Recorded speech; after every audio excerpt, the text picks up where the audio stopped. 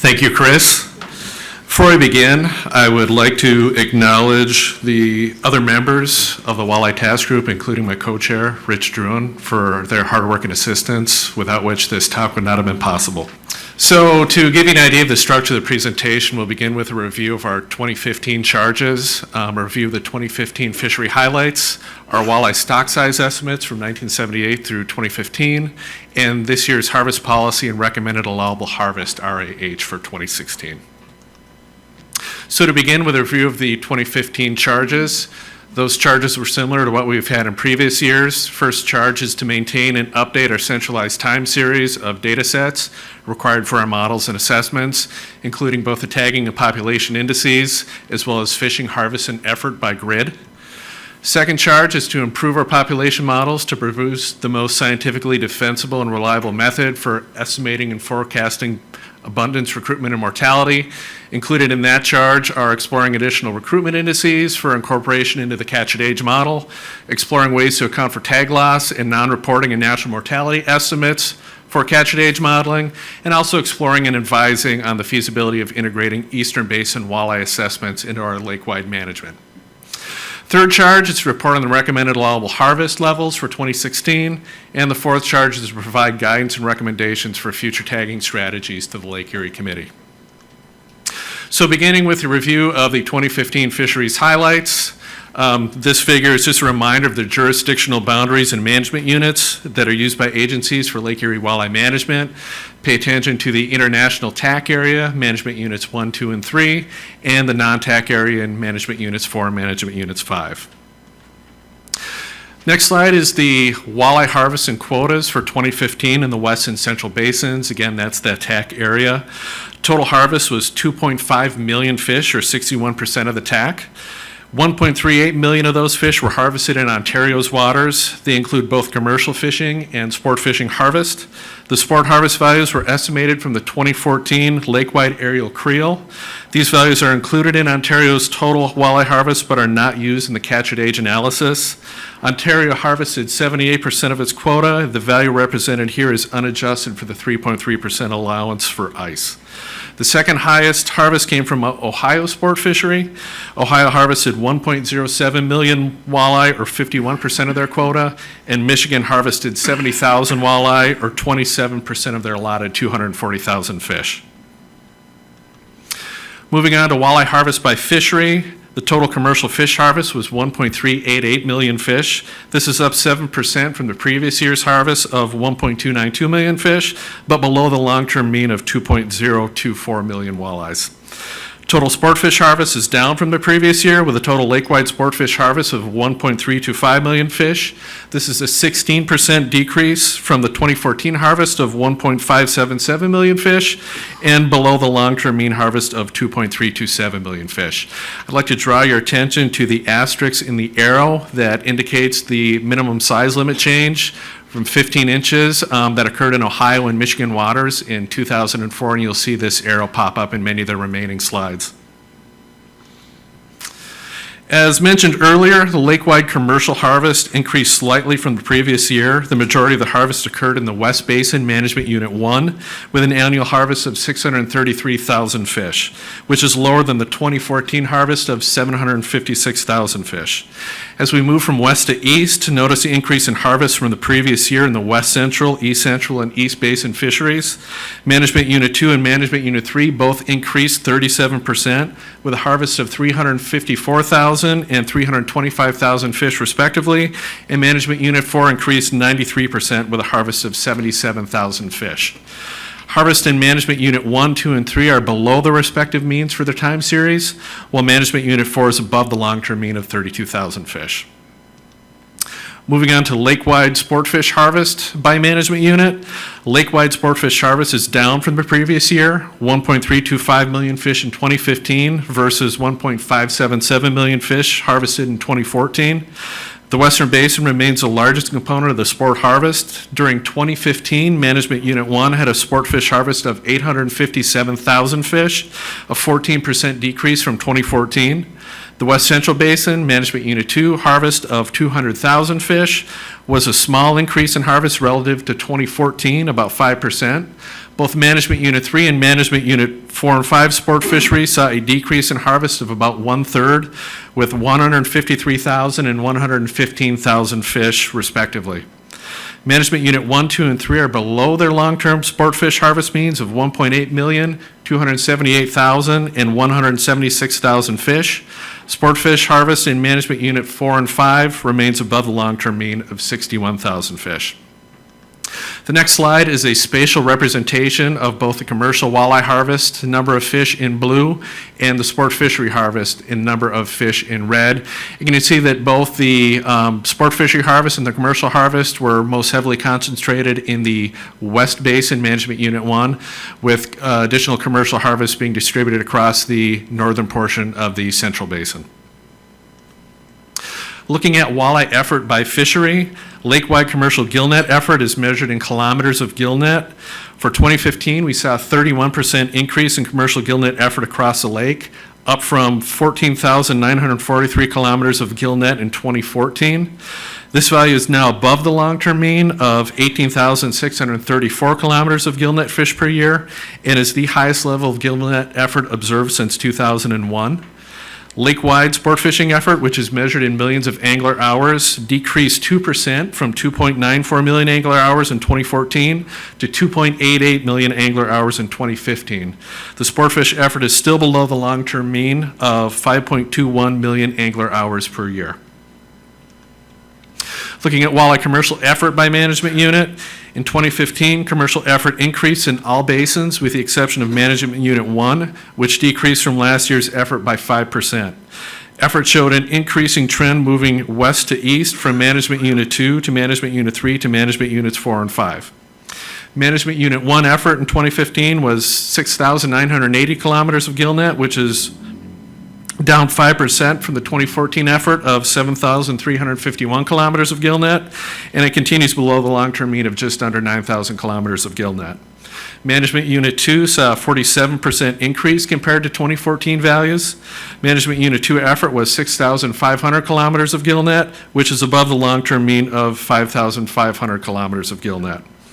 Management Unit 3 also saw an increase in commercial effort with 5,400 kilometers of gillnet in 2015, which is a lot above the long-term mean of 4,500 kilometers. And finally, we saw the largest relative increase in commercial fishing effort for the East Basin of Lake Erie, with 792 kilometers of gillnet deployed in 2015, which is a 212% increase from the 254 kilometers of gillnet deployed in 2014.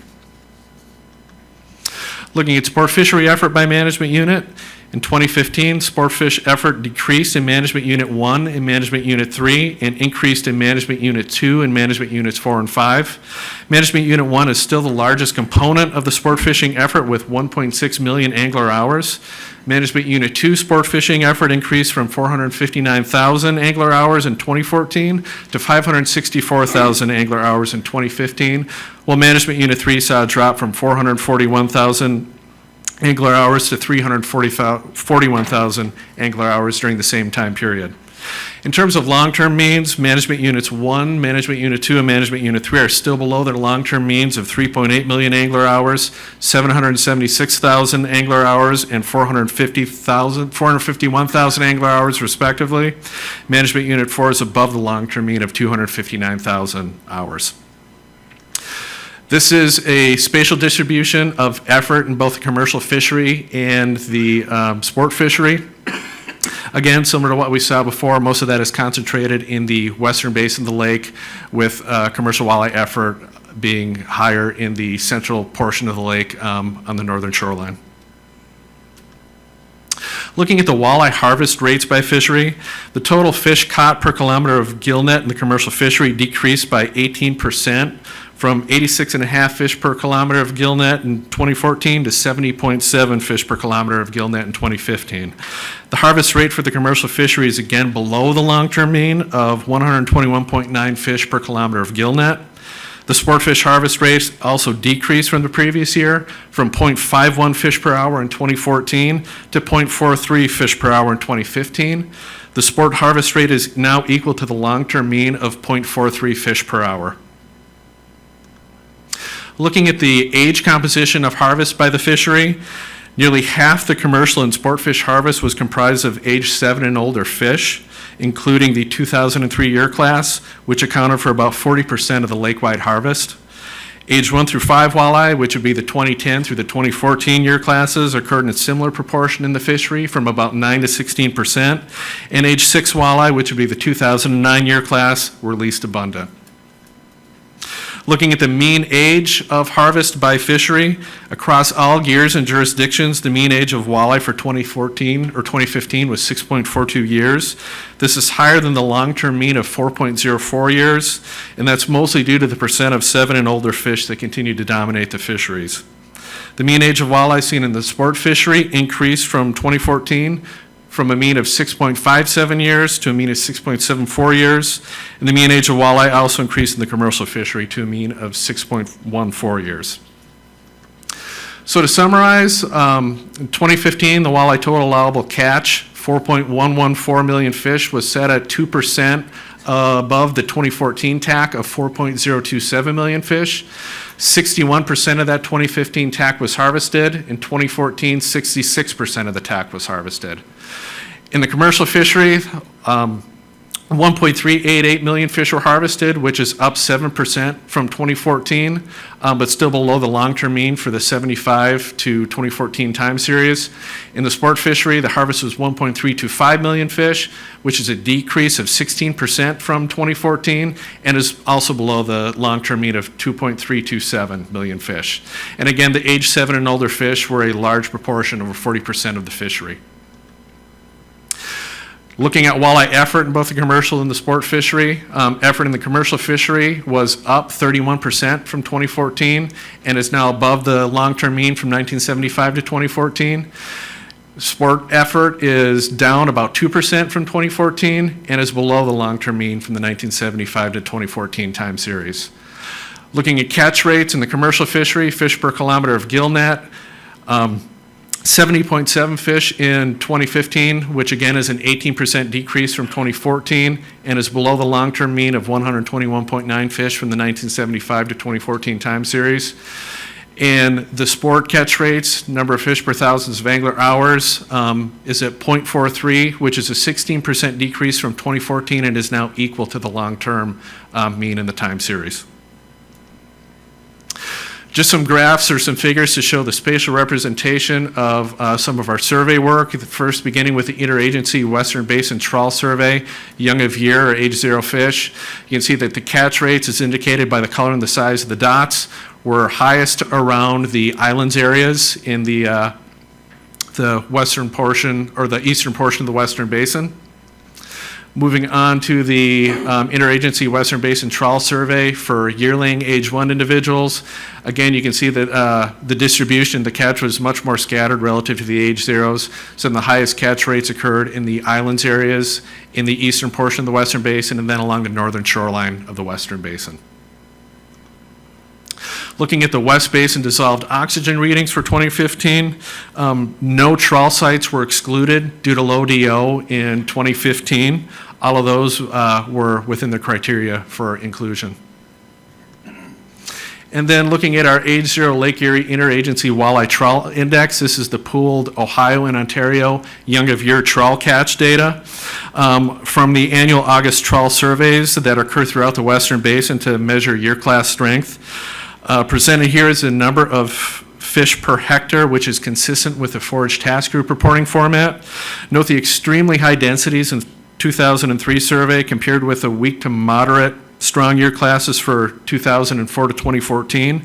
The 2015 year class, which is 84 fish per hectare, is very strong. It's at the 89th percentile of the time series, and it's actually the 4th highest that we've observed in the time series. If you compare that with some of the year classes that we've seen throughout the past 4 years, you can see that again the 2015 year class is strong, the 89th percentile, compared to the 2014, 2013, and 2012 year classes, which ranged from the 23rd percentile of the time series to the 73rd percentile of the time series. Tying this back into the progress towards the fish community goals and objectives, positive progress. We note that walleye remain the key predator in the Western Basin, the Central Basin, and the nearshore waters of the Eastern Basin. Projecting spawning stock biomass is above the limit reference point, and the prospects of walleye recruitment from the 2014 and 2015 cohorts is good. Looking at a few things that need improvement, the commercial and sport fishery harvest is below the long-term means. Commercial catch rates are below the long-term mean, and the sport fishery effort is below the long-term mean. In addition, there's a high proportion of old or age 7 and older walleye in the fishery, which isn't surprising given the lack of recruitment that's been observed in the past decade. So we have the potential for fewer older fish migrating to the eastern basin and contributing to the improved fishing opportunities as those cohorts die. Overall, the commercial and sport fishing harvest and population age structure of Lake Erie walleye should improve as the strong 2014 and 2015 year classes recruit to the fishery. Moving on to our walleye stock size estimates from 1978 to 2015. Our statistical catch at age model is the model that the Lake Erie Perkin Management Advisory Group, or LEPMEG model, worked on. The assessment model used in the LEPMEG Management Strategy Evaluation, or MSE, it interacts with a stock recruitment model to estimate biological reference points. It estimates selectivity for fisheries and surveys and uses a multinomial age composition estimation. It's also young of year trawl data integrated into the statistical catch at age model using a random walk catchability for all fisheries and for all surveys. The random walk component is added to the existing integrated young of year trawl index in the statistical catch at age model, which is more compatible with the catchability approach with other data in that catch at age model. Based on the integrated statistical catch at age model, the 2015 West Central walleye population was estimated at 25.603 million age 2 and older fish. The projected 2016 abundance is 33.246 million age 2 and older fish. Moving on to the harvest policy and recommended allowable harvest for 2016. The Walleye Task Group applied the harvest policy with a target reference point of 60% of FMSY and a limit reference point of 20% spawning stock biomass to the results from the integrated model with an estimated age 2 and older abundance of 33.246 million fish. The calculated mean recommended allowable harvest for 2016 is 4.998 million walleye with a range of 3.799 minimum to a maximum of 6.197 million fish. Note that the mean recommended allowable harvest for 2016 is 21.5% greater than the 2015 TAC, which exceeds the annual 20% change limit. The target fishing rate, F 60% MSY of 0.318 in the harvest policy was applied since the probability that the projected spawn or biomass in 2017, which is 38.887 million kilograms, would fall below the limit reference point. Spawning stock biomass, 20% is 12.773 million kilograms. After fishing at F 60% MSY in 2016, and that was less than 5%, probability less than 0.001.